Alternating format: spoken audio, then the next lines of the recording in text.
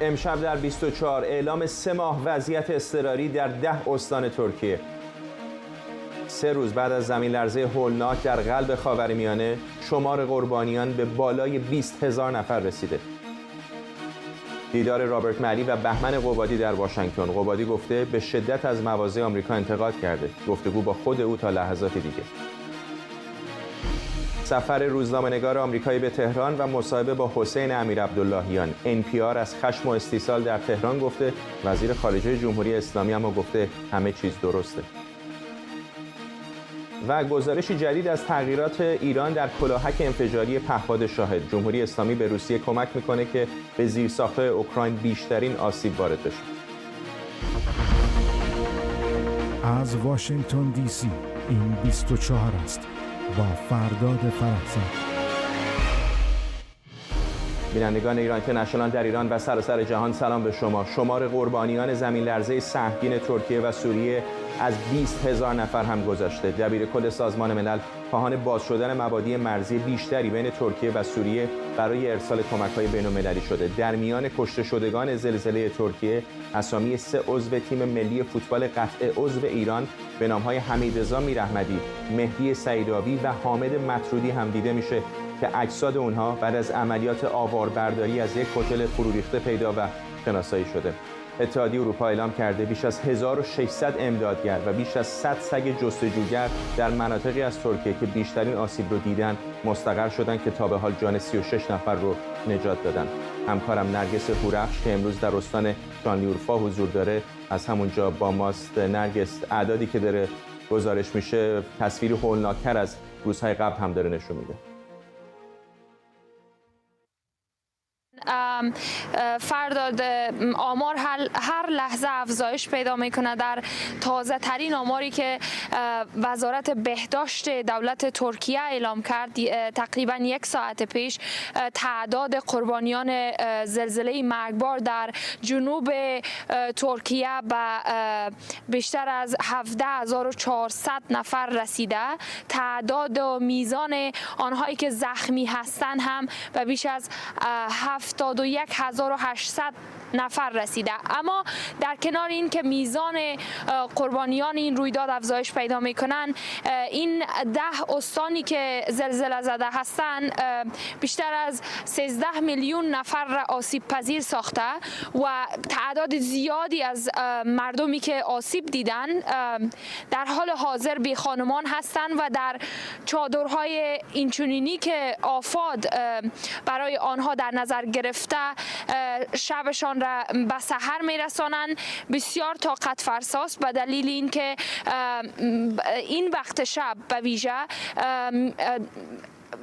هوا زیر صفر هست و تحمل کردن چنین سردی در حالی که زمین نمناک است و کمترین امکانات اولیه برای نیازمندان فراهم شده، با توجه به اینکه حجم گسترده این بحران تعداد زیادی را آسیب رسانده و کمک کردن به همه این افراد برای دولت ترکیه به شدت دشوار است. خود آقای رجب طیب اردوغان هم در صحبت‌هایی که در استان غازی‌انتب داشت تایید کرد که گستردگی این رویداد تا جایی هست که دولت قادر بر رسیدگی به تمامی نیازها نیست.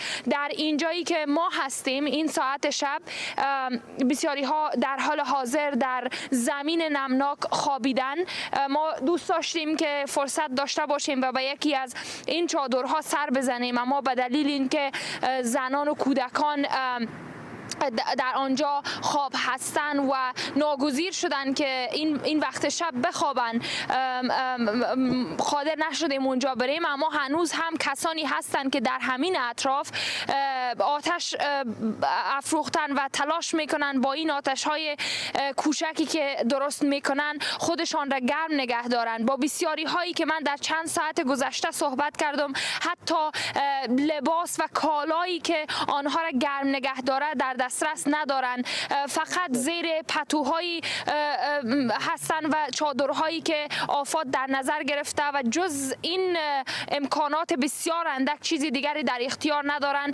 موضوعی که زندگی را برای آسیب دیده ها به شدت فرسایشی کرده و در سوی دیگر در این شهری که ما هستیم در مرکز شانلیورفا بسیاری از آنهایی که آسیب پذیر هستند و زلزله زده شهروندان و مهاجرانی از سوریه هستند که یک بار گواه یک جنگ فرسایشی بودند و حالا هم دوباره یک سرنوشت تلخی دیگر در انتظارشان هست و این 4 شب است که در هوای سرد و در فضای باز شبشان را سحر میکنند که چیزی غیر قابل تحمل است. ما شاید اگر هر قدر بخواهیم که بفهمیم حجم این درد را، حجم این بحران را، به نظر میرسه که قادر به چنین چیزی نخواهیم بود. اما اینجا فرهاد یکی از کسانی که آسیب دیده و در زیر چادرها به سر میبره، میخوایم ازش بپرسم که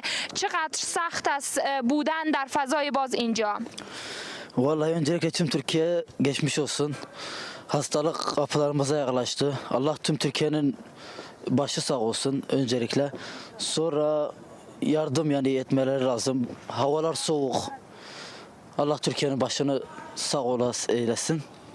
فرهاد میگه که اول آرزوی این را داره که ترکیه از این وضعیت بیرون بیایه، بعد هم میگه که خود شما میتونین به وضوح ببینین که وضعیت چگونه هست. هوا به شدت سرد هست و مردم هیچ گونه امکاناتی که بتونه آنها را کمک کنه برای عبور از این وضعیت ندارن. حتی بعضی ها به دلیل سرمایی که وجود داره بیمار شدن. همین چادری که ما تصمیم داشتیم بریم و نشان بدهیم هم 2 تا از زنان به دلیل اینکه 4 شب تمام از در سرما به سر میبرند بیمار شدن، پادرد گرفتن و این هم یکی از چالش های دیگری هست که آنهایی که هرچند اگر جانشان را از دست ندادن حالا خانه هایشان را از دست دادن و با بیماری های گوناگون روبرو هستند. تنها در این استان نه که در 9 استان دیگر هم عملیات امدادرسان جریان داره. بخشی از امدادگرها تلاش میکنن آنهایی که زیر آوار ماندن را بیرون بکشن و ما گزارش های زیادی داشتیم.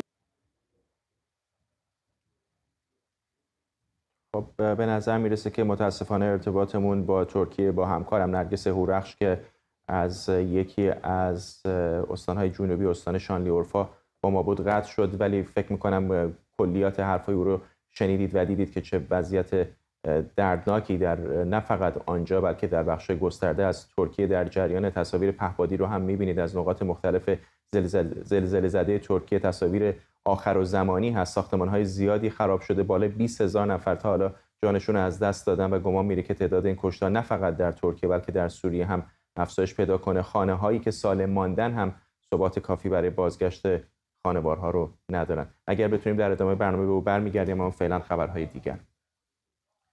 ساعتی پیش گفتگوی داشتم با دیدم دمیرجان، معاون اجرایی سازمان کدف در ترکیه که زیر مجموعه سازمان خیریه آکسفام و ازش درباره چالش‌های تیم‌های کمک رسانی در ترکیه و وضعیت شهرهای زلزله زده پرسیدم. سازمان ما عضو پلتفرم ملی بلایای طبیعی است. ما می‌دانیم که 27 سازمان غیر دولتی در آن عضو هستند و تحت آن پلتفرم کار می‌کنند. بنابراین ما می‌توانیم وارد منطقه شویم و کارکنان خود را به آنجا برسانیم و نیازهای اضطراری و اولیه در منطقه را برآورده کنیم. اما البته چالشی که وجود دارد این است که جاده‌ها ویران شدند و ترافیک در مناطق خاصی از شهر و همچنین داخل شهرها وجود دارد. رساندن کالا در ابتدا یک مسئله بود، اما فعلا این مشکل به اندازه قبل نیست. اکنون کامیون‌ها با کالا وارد منطقه می‌شوند، اما حالا باید مطمئن شویم که کمک‌ها حتی به دوردست‌ترین مناطق زلزله زده به موقع تحویل داده می‌شود. قسمت جنوبی استان هاتای، قهرمان ماراش و شهر آدیامان جاهایی بودند که کمک رسانی به آنها چالش برانگیز بود. به طور کلی جغرافیای بزرگ با چندین استان و 13 میلیون نفر دچار زلزله شده که 1.8 میلیون تن آنان پناهنده هستند. بنابراین به دلیل وسعت منطقه جغرافیایی و همچنین به دلیل تعداد زیاد افرادی که زلزله زده هستند، چالش بزرگی در پیش داریم. از خانم دمیرجان همینطور درباره تاثیر وضعیت آب و هوا بر وضعیت مردم زلزله زده و همینطور نحوه کمک‌های بین‌المللی پرسیدم. متاسفانه نه تنها برای تیم ما بلکه برای همه مردم این مسئله بسیار چالش برانگیز است، چون آنها می‌ترسند و نمی‌خواهند در خانه‌های خود بمانند. با اینکه خانه‌هایشان ویران نشده است، حتی اگر شکاف‌های کوچکی وجود داشته باشد یا حتی اگر شکافی وجود نداشته باشد، آنها نمی‌خواهند به خانه‌های خود بروند، زیرا پس لرزه‌های زیادی وجود دارد. آنها در ماشین‌هایشان می‌مانند و سعی می‌کنند به شهرهای دیگری بروند که اقوام و یا دوستانشان در آنجا زندگی می‌کنند. مردم در شهرهای زلزله زده هم در تلاش هستند تا سرپناه‌هایی را پیدا کنند که فکر می‌کنند امن است. بنابراین حالا باید مطمئن شویم افرادی که در شهرها هستند در مکانهای امن و گرم اقامت دارند، چون همانطور که گفتیم هوا سرد است. شرایط آب و هوایی در حال حاضر خیلی خوب نیست. آنها به سرعت شروع کردند و تیم جستجو و نجات را فرستادند. می‌دانیم که حدود 66 کشور تیم‌های نجات به علاوه لوازم پزشکی، دارو و ماشین آلات سنگین فرستادند. بعضی کشورها گفتند که کمک‌های مالی خواهند فرستاد که این مسئله کمی طول خواهد کشید. ما باید ابتدا مطمئن شویم که مردم ایمن هستند و سپس از آنها برای بازسازی زندگیشان حمایت کنیم. این هم مدتی طول خواهد کشید. بنابراین باید اطمینان حاصل کنیم که ما به عنوان سازمان‌های غیر دولتی ملی و بین المللی تا زمانی که مردم به حمایت نیاز داشته باشند، حتی برای مدت طولانی آنجا باشیم. دیدم دمیرجان بود، معاون مدیر اجرایی سازمان کدف در ترکیه زیر مجموعه سازمان خیریه آکسفام. رابرت مالی نماینده ویژه آمریکا در امور ایران با انتشار توییتی نوشته گفتگوی ارزشمندی با بهمن قبادی فیلمساز مطرح بین‌المللی درباره هنر، کنشگری او و مبارزات مردم ایران از جمله کردها، بلوچ‌ها و دیگر گروه‌های اقلیتی داشتم.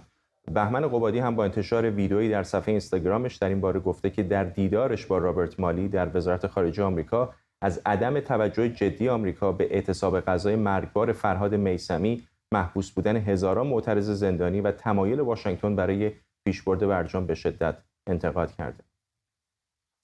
خود بهمن قبادی فیلمساز اینجا در استودیو به ما پیوسته. ممنونم که دعوت ما رو قبول کردید. میدونم که برنامه کاری پرمشغله‌ای داشتید اینجا در واشنگتن. چه بوده برنامه‌تون؟ چه دیدارهایی داشتید؟ به دنبال چه بودید؟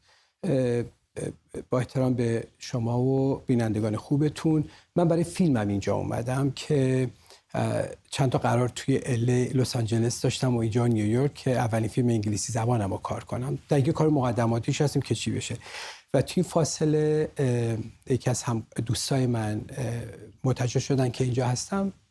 2-3 تا قرار رو پریروز داشتیم در مورد آقای مالی. اصلا این خبری هم که او در مورد فرهنگ و هنر و اینا نه اینقدر واقعا صحبت نشد. من رفتم فقط گله‌مند بودم و به همکارم گفتم نمیخواستم تو اون چیز لیست قرار و اینا باشه، ولی باید حرفی زده میشد، چون آنچه که ما میشنویم یه جور بالانس اون مبارزاتی داخلی اینا رو انگار به هم میزد. مردم ما رو ناامید میکرد. انرژی مردم من برای کامنت هایی بود که برای حرفای به نظر من نادقیق ایشون بود و یا 1-2 تا از همکاراشون. اینا رو بهش منعکس کردید؟ بله. چه بود واکنشش؟ گفت که اولین کسی بودی که اومدی مستقیم به من گفتی. همکاراشون 1-2 تا همکاراش بود دم آسانسور گفت خوشحالیم که اینا رو مستقیم کسی میاد بهشون میگه. گفتم منم خوشحالم اونجا تاثیر داشته باشه و بیشتر گله بحث هیچ صحبتی نباید در مورد. یعنی در واقع همکارا داشتن میگفتن که این پیاما مستقیم به گوشش نمیرسه، خوشحالیم که شما دارید مستقیم بهش میگید. نه این شکلی شاید این که مثلا بیرون از خودش توی رسانه ها یا جایی گفته میشه. این که من گفتم من راستش بخوام هیچ کاری الان ندارم، بس فرهنگ و هنر رو با شما نداشتن چون قراره دیگه ای داشتیم. روز قبل‌تر اون بحثا رو با دوستان تو کاخ سفید کرده بودیم که در مورد ویدیو دادم. بخشش بحث پولای بلوکه شده بود که برگرده به جانباختگان صدمه دیدگان و اون بحث اصلیمون که فرهنگ و هنر بود با یه تیم دیگه و دوستان دیگه بودن. حالا اینکه ممنونم از نظراتتون، جواب خیلی دیپلماتیکیه که آقای ملی بهتون داده، ولی اون انتقاداتی که مطرح کردید از جمله همین بحث مذاکرات، آیا واکنشی نشون داد که مطلع هستم که چقدر میتونه مضر باشه برای معترضان در ایران؟ نمیدونم میتونم حتی اشاره بکنم که در مورد صحبت هایشون با اینکه وقتی تو میری توی قرار اونجا اون موبایل همه چیز اونجاست ولی این اجازه رو به خودم میدم که بگم که میدونست که مردم ایران دوستش ندارن، با حرفاش مخالفن. اینو خوب میده. گفتم شما پس نگید، اصلا نگید ما از ایران عبور میکنیم و نمیکنیم. شما چی کار دارید؟ گفت بله فکر میکرد یادش میگه. گفتم من از نگاه فیلم من سیاسی نیستم، من یک حس سیاسی دارم. اوضاع سرزمینم یه آشوبی هست، این آشوبم توی کار من و زندگی من اومده. منم اون آدمی که بقالیشو داره، اون راننده تاکسی که کار معمولیشو میکرد، همه درگیر این مسائل شدیم. من اومدم به شما اینو بگم و آخرین زوری که شاید میتونم بزنم و برگردم برم دنبال فیلم سازیم. این اوضاع رو باید ما ترمیمش بدیم و این وظیفه مردم ایرانه. شما نمیتونید مثل بعضی از دوستانی که هستن وسط بازی رو باید گذاشت کنار. یه جور برای ما واژه وسط بازیشو بهشون گفتم. مستقیم لبخند میزد. میدونستم، حس کردم خیلی زیر فشارم هست. فکر میکنم در اون قدرتی که یه آدم باشه، من صادقانه بگم اینجا ندیدم که خیلی پاهاش محکم باشه در جایی که الان هست. یه ذره این ناامنی رو در ریاکشن هایشون دیدم. بیشتر تایید و فقط بله و متشکرم و اینا بود یا یک پاسخ روشنی هم داد؟ نه خیلی حرف زد، توضیح داد که ما مثلا امریکا نمیتونه مثلا خودشو بکشه جلو به عنوان اینکه مثلا مسئله‌ای داره یا نه. گفتم پس هیچی نگید، بذارید این مردم از جمهوری اسلامی گذر کنن. این کشور مال ایرانه و فقط مردم ایران صاحب اینجا. گفتم شما با صاحبای اصلیش حرف نمیزنید. گفتم صاحب خونه منم. یکی اومده اصلا مستاجر نیست، به زورم خونه رو گرفته، شما دارید با مستاجر، سند پیش منه، مدرک پیش منه. و فرداد خان ایده اصلی اومدن اینجا این بود. چند تا از دوستان با من تماس گرفتن که اگه شرکی پیش اومد، دوستای ایرانیای اصیل، دوست عربی که کار فیلمسازی میکنه، یه دوست بلوچ، یه دوست شمالی، یه دوست لور، یه شورای درست شده بود که یک تلویزیونی به نام ایران واحد درست کنن که من کارم تلویزیونی، من کارم فیلمسازیه. گفتم حتما من اینو با دوستان مطرح میکنم که اگه بودجه بود صدای این اقوام از این حاشیه نشینی، این چیزی که شما دنبالش هستید، ایران واحد 100%. چون انتقاداتی بعضی از شما مطرح میکنن طبیعیه، قطعا سایبریات. این مشکل ما چیه؟ مشکل اینه که تمام این 42 سال تلاش کردیم بیشتر کرده بگیم ثابت کنیم که ما نیستیم، ولی آنچه که به ما این فشار رو میاره برخورد و جملاتی است که ما میشنویم. یه جمله به شما بگم، ایران به خاطر موقعیت جغرافیش مثل یک چادره با 6 تا میخ در 6 نقطه بسته شده که اون گوشه هاست: آذربایجان، کردستان، لرستان، جنوب بلوچستان. نباید ما داخل خونه رو فقط ببینیم. این میخواد داره کنده میشه. من نگاهم اینه که جایی میخواد باید محکم‌تر بشه. نمیشه این ناامنی رو برای ایران بیاریم. من اصلا نیازی به توضیح ندارم، ولی یک کشوری که ما مردمی که میخوام بگیم دموکرات ها هستیم، دموکراسی هست، هر کی هر نگاهی دوست داره داشته باشه. من آنقدر در سینما زیر فشار بودم. اولین فیلمامو که ساختم به زبان کردی به من میگفتن جدایی طلب. داخل کردستان یه عده میگفتن تو پس اطلاعاتی هستی چون به زبان کردی چجوری اجازه دادن. همیشه تمام عمرم یه سیرک باز بودم، روی بندی راه رفتم، هم خواستم اینوری رفتم. یعنی تمام زندگیم اینجوری بوده که جای صحبت اینا نیست. ولی مگه میشه کسی، حس ناسیونالیستی هم نیست، زمین داره تبدیل میشه به کشور زمین. بزرگترین اشتباهی که بشر کرد وقتی بود که امریکا رفت کره ما با خودش پرچمش رو برد. ولی اگه انسان شعور و آگاهی بالایی داشت، در سازمان ملل از طراحان دعوت میکردن پرچمی به نام زمین ساخته بشه. من زمین کشورم الان و به این دلیل این ایران رو نمیشه دیگه بیشتر از این تیکه تیکه کرد. ولی صدای کرد، بلوچ، عرب و اینا باید شنیده بشه. اگه اعتراض میکنی میزن تو سرت، میگن آقا اصلا ایرادی نیست، قشنگ ما در یک تنش، ما در یک شکل گذر در یک شرایط جنگی هستیم. مگه میشه من تو شرایط جنگی نمیتونم توضیح بدم؟ میگم دشمنم داره میاد، من باید شلیک کنم. میگه آقا داری اشتباه میزنی. میگم ببخشید من دستم رو از سهم باید برم جلو. ما داریم گذر میکنیم. فیلمسازی، خبرنگاری، شما تلویزیون، همه باید این ایران رو برگردونیم برای این نسلی که اونجا داره گناه دارن این بچه‌ها. ما نمی‌بینیم بچه‌های 5-6 ساله که زیر فشارن، می‌بینن شکست پدر و مادرانشون. پدر و مادر ما باید این تجربه، این اتفاقی که اومده ثابت بکنن به بچه‌هاشون ما برنده ایم، ما جسوریم، ما شجاعیم. عقب نشینی اولین درس بدی که میشه به فرزندانت داد. سرخم کردن، عقب گذاشتن، اینا رو من دوست دارم ازش رد بشیم. سیاسی هیچ وقت نبودم فرداد جان. وقتی میگی کردم انگ سیاسی میزنه، وقتی میگی کرد جدایی طلبی، میگی کرد سنی، تمام عمر ما فقط این بوده و نیازی به ثابت کردنش نیست. کارم بوده. به این دلیلم رفتم ایران، رفتم تهران، فیلم گربه ایرانی رو ساختم که ثابت بکنم بابا من فرزند این سرزمینم. برگردیم به همین موضوع ملاقات‌ها اینجا در واشنگتن دی سی. الان دیدارهای زیادی هست در کنگره آمریکا، در کاخ سفید. دیدار شما حالا علنی شده، آقای رابرت ملی عکسش رو در توییترش منتشر کرده. شاید واقعا 10 سال پیش 20 سال پیش اینقدر نبود یا دست کم محدود بودن کسانی که به کریدورهای قدرت در واشنگتن دسترسی داشتن. چقدر فکر می‌کنید که این حضور کسانی مثل شما و صداهای دیگر مهم هست برای انعکاس آنچه که در ایران داره اتفاق میفته در پایتخت آمریکا؟ من اینجا دوباره اعلام، من سیاستمدار نیستم. من یک در شرایط سیاسی حس سیاسی دارم. من به عنوان فیلمساز اومدم از پنجره فرهنگ و هنر صحبت کنم که این صدای مردم ایران ضعیفه، از جمله تصویر دهشتناک و غریب فرهاد میثمی، صدای اون بچه‌ای باشیم که 20,000 تا، فقط ما میگیم ما داریم این در میزنیم، اینقدر باید بزنیم که نخوابن. مردم ایران اینقدر باید این دیوار فرسوده جمهوری اسلامی رو بزنن که خواب به چشش نیاد که کردیم این کارو. این را باید ادامه داشته باشه. تو این مرحله من 2 تا قرار خیلی خوب داشتم. قراره که باید ببینیم نتیجه چی میشه.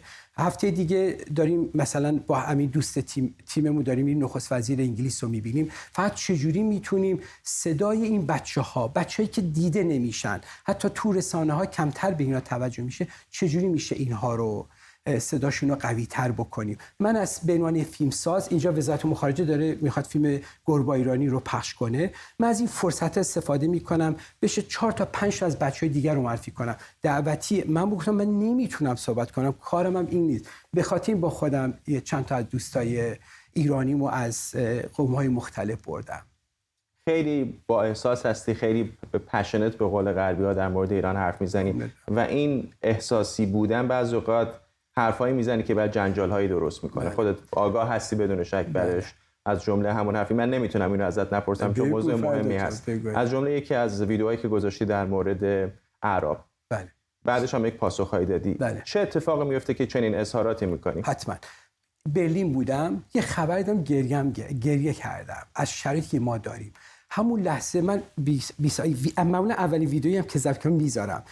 حرفم این بود: اسلامی که الان، این اسلامی که هست، این اسلام کودک کش و تجاوزگری که به فرزندان من و خواهر مادرای من اونجا داره تجاوز میکنه، گفتم باید برگرده به 1400 سال پیش. این جمله من بود. احتمال داره چون الان تو ویدیو من معمولا یک کلمه گم میشه و کلمات مهمه دیگه. شما خودتون کارگردانید، میدونید که چقدر اینا مثل این که به من بگید توی فیلم سازی مگه میشه پر غلط نباشه. هیچ وقت نتونستم مثل استاد کیارستمی یا استاد بیضایی خیلی شطرنج‌وا و طراحی شده برم. من با قلبم فیلمامو ساختم، همیشه نیم صفحه داشتم، مسیحا 2 تا خط بود. من دوست داشتم شعر بگم و با این حس اومدم، ولی اینقدر شهامتی رو دارم که بگم قربونتون برم بچهای عرب، تمام دوستام عربن.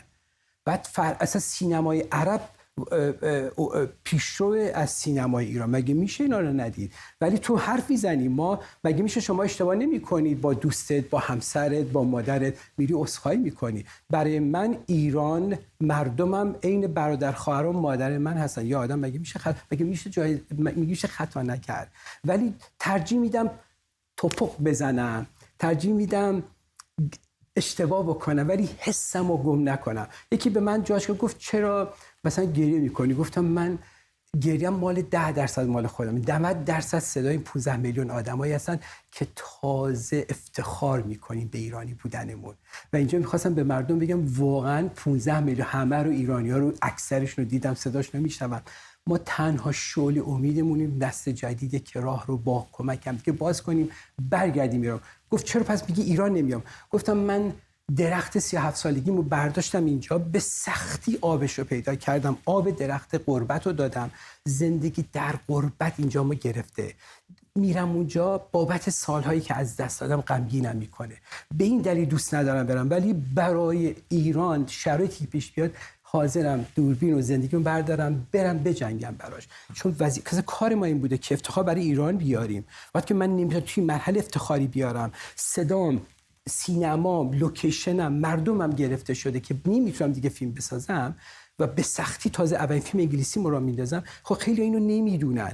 این فشارها منو اینجوری کرده و تو تازه روزنه امیدی پیدا میکنی که برگردی اونجا. نه اون ویدیو، حتی مثلا یه جای در مورد کردا حرف زدم، گفتم ملتن، گفتم کردستان فقط ایران نیست، من قوم کرد در ایرانم، ولی یه کرد ایرانی، یه ایرانی کرد، هر تایتلی هست. ولی این ملت چون 25 میلیون تو ترکیه هست، تو سوریه هست، 55 میلیونن. این آدما یه جایی پاتی صندلی میخوان تو سازمان ملل که اگه بشار اسد کردا رو الان داره میزنه در شرایط زلزله، بتونن در سازمان ملل از خودشون دفاع کنن. این چه ایرادی داره برای اینها به یه جای کوچیک درست کنن؟ به شخصه در این تریبون اصلا نیازی به اعلام کردنش، ولی برای تو که دوست خوب من هستی، شما رو میشناسم، برای شاید آخرین بار اعلام بکنم. هیچ وقت در مسیر جدا کردن کردستان از ایران نبودم و نیستم. مخالفم دارم، به خصوص بعضی از کردای کشورهای دیگه میگه که چرا اصلا فارسی حرف میزنی؟ میگم زبان اصلیمم هست، کردی هم میخوام، کردم، باید در مورد زبانم، در مورد رنگ ها، در مورد اینا حرف بزنم. این بحث تلویزیون ایران واحد اقوام به این دلیل که ما از فرهنگامون بگیم. اگه نگیم ایران به این دلیل همیشه دچار بحرانه، چون دیده نمیشن. ما یک انگر داریم، این انگر رو باید خفه کرد. چجوری؟ فقط آغوش بگیریم. اگه جریانی درست میشه به نام ائتلاف، یکم این بچه‌ها رو بزرگ کنیم. رسانه مثل شما، ایران اینترنشنال، باید یک فعال سیاسی، هنری، فرهنگی بلوچستان و خوزستان و لرستان یه ذره روی اینا کار کنیم. اینکه چرا باید منو بیاری؟ من بودم بسمه، ولی این بچه‌ها الان باید بیان. شخصیت‌های بزرگ سیاسی هستن، اینا چرا دیده نمیشن؟ اینکه من چه کارم؟ من همیشه گفتم، این آخر جمله‌مه، من تبلیغاتچی نه، بلندگوچی هستم. ما داد میزنیم، تریبون داریم. من این قدم ندارم، واقعا فالوور زیاد ندارم. کار آرتیست باید داد زدن، صدای جامعه باشم، صدای اون شخصیت فرهنگی باشم، صدای این شورای گذار از جمهوری اسلامی باشم، دولت انقلابی که قرار تشکیل بشه یه روزی. ما باید داد بزنیم، برای اینا کار کنیم. کار من اینه. نه به منم گفتم بیان اینجا کارو، گفتم من نه شورایی هستم، نه تو این ائتلاف هستم، فیلمسازم. یه ذره فقط این با این بیرم، این پارو میزنم، این برفا و این یخها رو باید پاک کرد، ولا غیر. ممنونم از شما عزیزم. بهمن قبادی، فیلمساز، اینجا در استودیو با ما. سپاسگزارم. وزیر خارجه ایران در مصاحبه با مری لوئیس کلی، خبرنگار NPR که برای یک هفته به تهران سفر کرده، معترضان جریان‌های اخیر در ایران رو آشوبگر خونده و گفته هیچ چیز مهمی اتفاق نیفتاده. این شبکه خبری در مقاله‌ای با عنوان NPR در ایران خشم و استیصال می‌بینه، اما دولت میگه همه چیز خوبه، به شرح جزئیات این گفتگو پرداخته. در این مصاحبه حسین امیرعبداللهیان گزارش‌ها مبنی بر بازداشت خودسرانه ده‌ها هزار نفر از معترضین و دانشجویان توسط دولت رو تکذیب کرده. وقتی میگی ده‌ها هزار نفر بازداشت شدن، این درست و دقیق نیست. من در بخش‌های مختلف این رو توضیح میدم.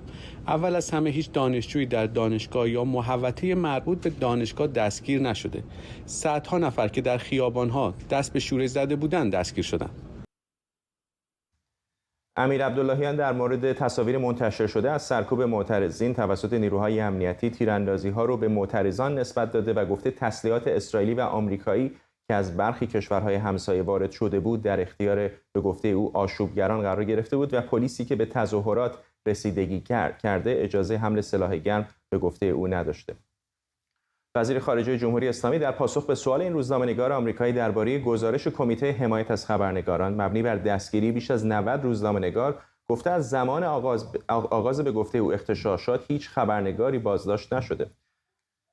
سمیرا قرایی از مقابل ساختمان رادیوی ملی آمریکا NPR در واشنگتن با ما. سمیرا، از همین جمله آخر وزیر خارجه ایران شروع بکنیم که هیچ خبرنگاری دستگیر نشده، که مگر در غار کسی بوده باشه در این مدت، میدونه که کاملا دروغ هست. دقیقاً نکات بسیار زیادی داره صحبت‌های امیر عبداللهیان که هر کدوم رو که راستی آزمایی کنی می‌بینی که یک نکته جعلی رو عنوان کرده و تمام مدت در رابطه با وقایعی که در ایران رخ داده در این ماه‌ها و مرکز توجه خبرنگار NPR بوده، آقای امیر عبداللهیان داره دروغ میگه. مشخصاً در رابطه با روزنامه‌نگارها از او پرسیده میشه و عدد 93 رو خانم کلی ازش میپرسه که این تعداد رو دستگیر کردن، که میگه اینها روزنامه‌نگار نیستن و شما هر آدمی رو که در زندان بگیرین دستگیر بکنین بذارید بعداً یک برچسبی روش میزنند و این آدم‌ها بدل به روزنامه‌نگار و فعال حقوق بشر میشن. به موردی اشاره میکنه که میخواسته از ایران خارج بشه آقای امیر عبداللهیان و میگه که جعل کرده بوده و خودش رو بخشی از اعتراضات جا زده بوده و این آدم‌ها همه جعلی هستند. سر تا سر صحبت‌های امیر عبداللهیان صحبت‌هایی است که با فکت نمیخونه و بسیاریش خب جعلی هست، دروغین هست و برای حفظ وجهه جمهوری اسلامی ایران هست. جایی خانم کلی خبرنگار NPR ازش میپرسه که خب من با مردم صحبت کردم و بسیاری گفتن که مسائل و مشکلاتشون به خاطر بی‌عدالتیه، به خاطر سرکوب هست و به خاطر رژیم هست. از این کلمه استفاده میکنه که امیر عبداللهیان آشفته میشه و میگه این کلمه درستی نیست و جمهوری اسلامی یک دولت برحق و دولت قانونی هست و شما هم بعد از یک کلمه درستی استفاده بکنید. و خانم کلی میگه من از کلمه استفاده کردم که مردم در ایران دارن استفاده میکنن. در دو مورد هم آقای امیر عبداللهیان رو میاره به چیزی که به عنوان واتاباوتیزم شناخته میشه یا به عبارتی پس اون چی ایزم که حالا در فارسی میتونیم بگیم. یه جا راجع به مهسا امینی میگه که رسانه‌های غربی بسیار به مهسا امینی پرداختند، پس شیرین ابوعاقله روزنامه‌نگار فلسطینی چه؟ راجع به اون صحبت میکنه و در جای دیگه میگه که خب شما رفتین مردمی رو پیدا کردید که ناراضی هستند. من خودم سپتامبر در نیویورک بودم و رفتم بیرون به خیابان رفتم و به متروهای نیویورک سری زدم، به متروهای زیرزمینی و اونجا خب بسیاری بودند که از شرایط زندگی در آمریکا ناراحت بودند و خب به نوعی برمیگردونه مسئله رو به اینکه همه مردم در سرتاسر دنیا مشکل دارند. با این همه خب صحبتایی که خیلی هم فرد و دور از انتظار نیست که امیر عبداللهیان این گونه بخواد حرف بزنه. این دومین گفتگویی هست که او با NPR داره. در ماه‌های ابتدایی هم NPR به سراغ امیر عبداللهیان رفته بود، اون زمان هم گفته بود غرب دور برش نداره، در ایران خبری نیست، اتفاقی نیفتاده و در این دومین گفتگو هم صحبت‌های مشابهی کرده. اما نکته در خور توجه پافشاری خانم لوئیس مری کلی هست روی جواب‌هایی که میخواد بگیره. با بحث بخشش عفو عمومی خامنه‌ای شروع میکنه، با بحث تعداد زیاد دستگیری‌ها بحث رو ادامه میده، با تعداد روزنامه‌نگاران زندانی بحث رو پیش میبره. جایی که امیر عبداللهیان انکار میکنه باز ول نمیکنه و میگه 93 عدد بسیار زیادی هست و این بخش اول گفتگو هست که آمده و خب در مجموع به نظر میرسه که تا اونجایی که حالا در توانش بوده یا ویزاش اجازه میداده یا حالا ملاحظاتی که به هر حال این خبرنگار آمریکایی داره در ایران، سعی کرده که امیر عبداللهیان رو تحت فشار قرار بده و نگاهی هم بیاندازیم به صفحه توییتر خود خانم کلی، یک عکسی رو منتشر کرده از تقاطع منوچهری فردوسی و میگه اینجا با مردم بسیار زیادی حرف زده. 3 سال پیش ایران بوده و خب حالا باید مشاهدات بیشترش از سفرش به ایران رو بهتر بخونیم، ولی در این دو مقاله که NPR از روز گذشته منتشر کرده میشه دید که خب به نوعی صدای اعتراضات مردم رو درش انعکاس دادن. میگه که خبرنگار NPR صدای زاری مردم رو در مکالماتش با در خیابان‌های تهران شنیده و به اینها اشاره می‌کنند و به فضایی که خب متفاوت است با سفرهای قبلی. در ماه‌های گذشته از وقتی که اعتراضات شروع شده فرداد ما یک خبرنگاری از یک رسانه جریان اصلی نداشتیم که به ایران سفر بکنه و خب در سالهای قبل در زمان انتخابات ریاست جمهوری قبلی که ابراهیم رئیسی انتخاب شد خبرنگار CNN رفته بود، خود خانم کلی 3 سال پیش رفته بود و الان هم خب به نظر میرسه شاید به خاطر 22 بهمن این ویزا رو دادن، چون غالبا جمهوری اسلامی برای 22 بهمن سعی میکنه خبرنگاران خارجی رو تا حدودی دعوت بکنه. ممنونم از تو سمیرا قرایی از مقابل ساختمان رادیوی ملی آمریکا NPR در همینجا واشنگتن دی سی. سفر مجری برنامه با در نظر گرفتن همه موارد که یکی از برنامه‌های پرمخاطب شبکه خبری NPR برای دومین بار به تهران واکنش بسیاری در شبکه‌های اجتماعی داشته. بعضی از کاربران از پست‌های غیر مرتبط این روزنامه‌نگار با فضای سیاسی اجتماعی ایران انتقاد کردند. برخی هم سفر این روزنامه‌نگار و این مصاحبه رو اقدامی در راستای عادی سازی جمهوری اسلامی خوندن. بهروز تورانی، روزنامه‌نگار و پژوهشگر حوزه رسانه از بریتانیا با ما. آقای تورانی، شما بهتر از من میدونید که چه جنجالی همیشه بین سردبیران و روزنامه‌نگاران در مورد پوشش‌های این چنینی وجود داره. کشورهای مثل کره شمالی، مثل ایران، مثل برمه که های خبرنگاران با توجه به شرایط حاضر روی زمین باید تن به اون محدودیت‌ها بدن، برن و اگر برن آیا بخشی از پروژه عادی سازی اون حکومت‌ها میشه یا نه؟ موقعیت‌های اینطوری، اول سلام به شما و به بینندگان. موقعیت‌های شبیه 22 بهمن معمولا در سال یک بار دو بار بیشتر پیش نمیاد و حکومت ایران سعی میکنه تا جایی که میتونه تعداد بیشتری خبرنگار رو از کشورهای دیگر به ایران ببره و به قول خودشون پیشرفت‌های خودشون رو بهشون نشون بده. در این مصاحبه به خصوص طبیعتاً این اتفاق نیفتاده، یعنی در این مصاحبه شما صحبتی از عادی سازی یا از این چیزها نمیبینید. این موقعیتی بود که هم خانم کلی میتونست ازش بهره برداری خوبی بکنه، یک مصاحبه خوبی انجام بده، تا حد زیادی شاید 60% موفق شده در این کار. آقای امیر عبداللهیان میتونست از این موقعیت استفاده خیلی عالی بکنه برای پابلیک دیپلماسی، برای شرح دادن وضعیت ایران بعد از این اعتراضات، برای که او بهتر از هر کسی میدونه که در اثر این اعتراضات ضعفی که حکومت بهش دچار شده باعث شده که حتی حکومت‌های غربی، دولت‌های غربی حاضر نیستن درباره مثل تحریم ها، مثل برجام با طرف ایرانی صحبت بکنند. او تاثیر این رو میدونه ولی اشتباه میکنه. دو تا اشتباه بزرگ میکنه. اشتباه اولش این است که فارسی صحبت میکنه از طریق مترجم، بنابراین اصلا شخص او در اینجا حضور نداره. اشتباه بعدی که میکنه اینه که سعی میکنه تکذیب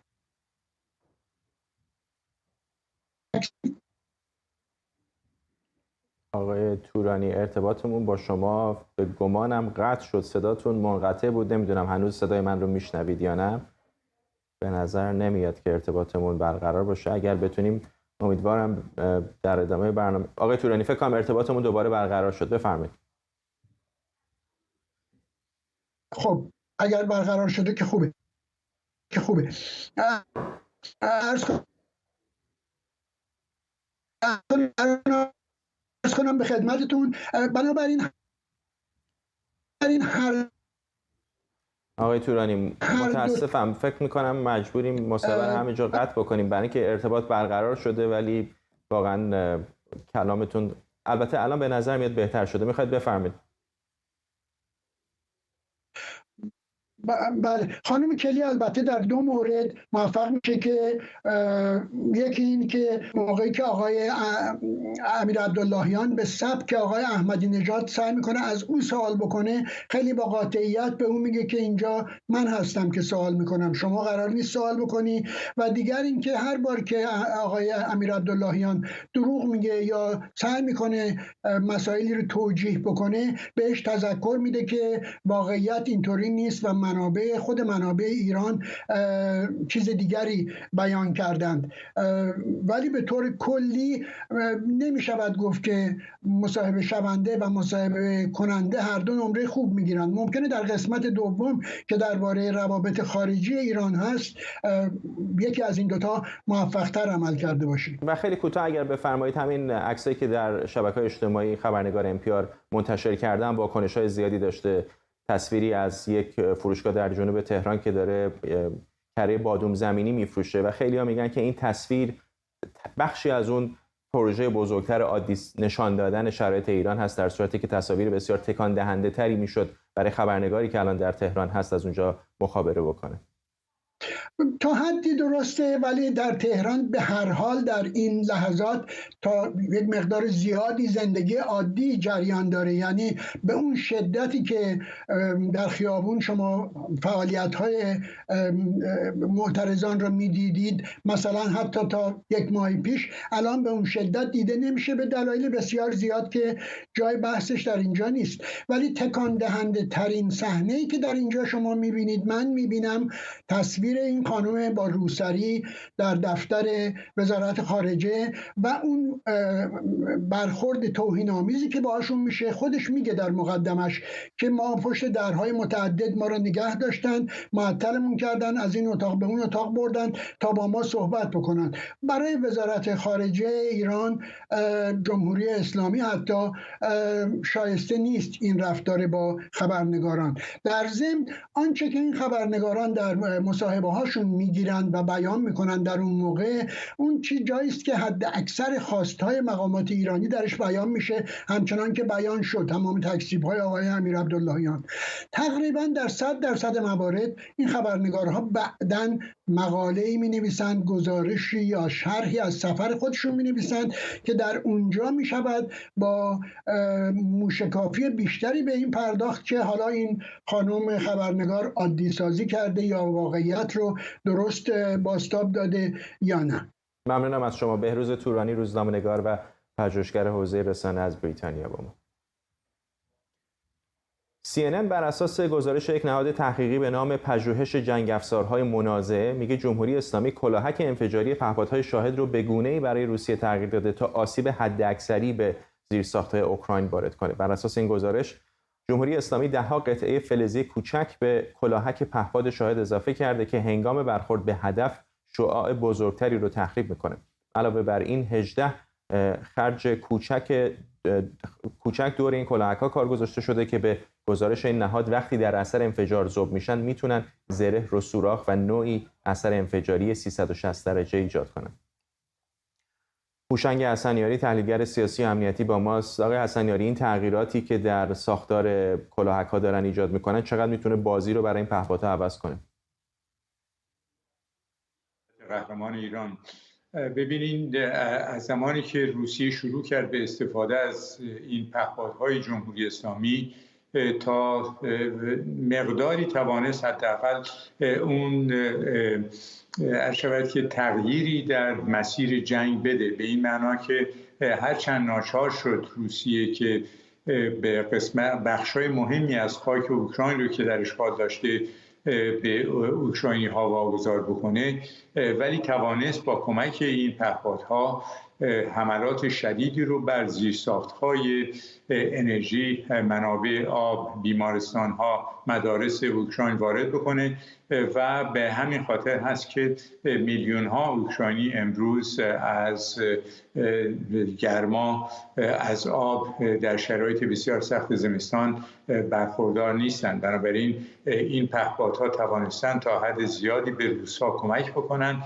که در این جنگ به این زیرساخت‌ها حداقل بتوانند صدمات مهمی وارد بکنند. آقای حسنیاری، این فشارهای بین‌المللی که به خصوص غرب داره برای جمهوری اسلامی میاره برای فروش پهپادهاش به روسیه، به نظر نمیاد که جواب داده باشه تا حالا؟ نه تنها جواب نداده بلکه دارن 2 برابر میکنن انگار تلاشاشون رو برای کشنده تر کردن این پهپادها. کاملا این پهپادهای شاهد این قابلیت رو دارن که از سلاح‌های مختلفی روی اونها سوار کرد و به همین خاطر از همونطور شما اشاره کردید بسیاری از این سلاح‌ها این قابلیت رو دارن که صدمات بسیار جدی وارد کنن. دولت‌های غربی خب بسیار مهمی که در نهایت به این نتیجه رسیدن که جمهوری اسلامی یکی به شریک جنگ روسیه است و در نتیجه تحریم‌هایی رو علیه جمهوری اسلامی اعمال کردن، ولی این تحریم هایی که تا به حال اعمال شده کافی نیست. به همین خاطر هست که به اعتقاد من غربی ها به خصوص آمریکا و اروپایی ها لازم هست که بیش از این اقدام بکنن، پیش از آن چه که تا به حال انجام دادن، به این معنا که از اونجایی که خیلی واضح روشن هست که جمهوری اسلامی در این جنگ چه نقشی بازی میکنه و در نتیجه طرف جنگ با اوکراین و به طور غیر مستقیم با غرب و ناتو هست، در نتیجه بایستی به تحریم‌های سیاسی مهمتری دست بزنند، به این معنا که اخراج بکنند سفرهای جمهوری اسلامی رو از کشورهای خود، سفرهای خود رو از جمهوری اسلامی بیرون بکشن و این هزینه رو به اصطلاح اونقدر بالا ببرن که جمهوری اسلامی رو ناچار بکنن که با فکر بیشتری به این مسئله ورود به جنگ نگاه بکنه، به خاطر اینکه وارد شدن جمهوری اسلامی صدمات بسیار بسیار شدیدی نه تنها بر حیثیت ایران بلکه بر اقتصاد بسیار بیمار ایران وارد کرده و به همین خاطر هست که غرب تا به حال عکس‌العمل نشان داده، ولی عکس‌العمل‌ها به نظر من کافی نیست. انتظار میره با تحویل پهپادهای بیشتر و به خصوص اگر که اونطوری که به این طرح وجود داره که جمهوری اسلامی کارخانه تولید این پهپادها رو در روسیه به وجود بیاره و احتمالاً موشک‌های با برد دورتر رو هم به روسیه تحویل بده، خب در اون زمان و شرایط جنگی، شرایط روابط روسیه با ایران و هر دوی این کشورها با جنگ اوکراین و غرب عوض میشه و ممکن هست در اون صورت غرب بالاخره به این نتیجه برسه که یک، بایستی به این بازی مذاکرات بر سر برنامه هسته‌ای جمهوری اسلامی پایان بده. دوم اینکه جمهوری اسلامی رو به عنوان یک کشور یاغی در عمل نشان بدهد، نه اینکه تحریم‌هایی رو هر از چندگاهی بر افراد مختلف و یا شرکت‌های مختلف اعمال بکنه، در حالی که سپاه پاسداران جمهوری اسلامی رو که وظیفه اصلیش همین حضور در کشورهای مختلف، جنگ افروزی ها و در داخل سرکوبی مردم هست، این رو به عنوان یک گروه تروریستی اعلام بکنه که خب در اون اگر چنین وضعیت پیش بیاد می شود گفت که اون میتونه بسیار مؤثرتر باشه در رابطه جمهوری اسلامی با دنیای خارج تا این تحریم هایی که هر از چندگاهی به شکل فردی و یا اینکه تشکیلاتی رو مورد تحریم قرار دادن انجام میدن. بنابراین بایستی به استفاده من غرب در بینش خود، در روش خود، در رابطه با جمهوری اسلامی یک راه تازه‌ای رو در پیش بگیره و به این نتیجه برسه که در نهایت جمهوری اسلامی نظامی نیست که مورد اقبال ایرانی‌ها باشه و آنچه که در خیابان‌های ایران میگذره خواست ایران هست و اون عبارت است از تغییر رژیم. بنابراین ادامه مماشات به نظر من نه به سود خود غربی هاست و نه به سود این مردم ایران، به خاطر اینکه عمر جمهوری اسلامی رو طولانی تر میکنن و در نتیجه جنگ اوکراین رو، حداقل این بخش از جنگ اوکراین رو هم ادامه طولانی تر خواهند کرد که اون هم به ضرر اوکراین است و هم به ضرر غربی. ممنونم از شما هوشنگ حسنیاری، تحلیلگر سیاسی و امنیتی.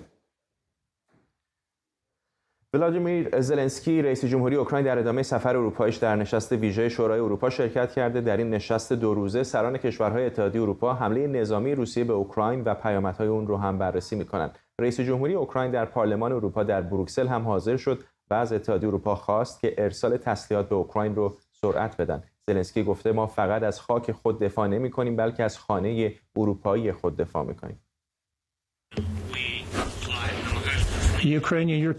اونا سعی کردن با راه انداختن یه جنگ تمام عیار سبک زندگی اوکراینی اروپایی ما رو نابود کنن. چرا؟